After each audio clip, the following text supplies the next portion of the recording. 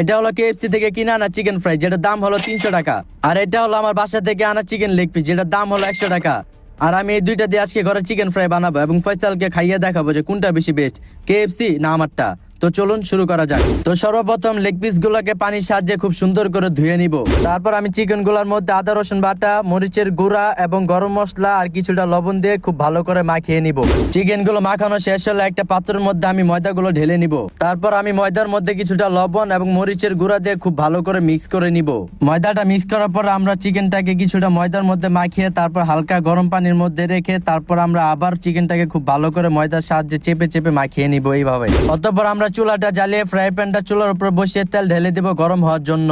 তেলটা গরম হওয়ার পর আমরা চিকেন গুলোকে তেলের মধ্যে ছেড়ে খুব ভালো করে ভাজতে থাকবো। গাইস, আমার চিকেনটা ভাজা হতে হতে যারা এখনো ভিডিওতে লাইক দেন না এবং চ্যানেলটা সাবস্ক্রাইব করে নাই, চলো ভিডিওতে লাইক দিয়ে চ্যানেলটা সাবস্ক্রাইব করে ফেলুন আর কমেন্ট করে জানান পরবর্তী ভিডিওতে আমরা ফয়সাল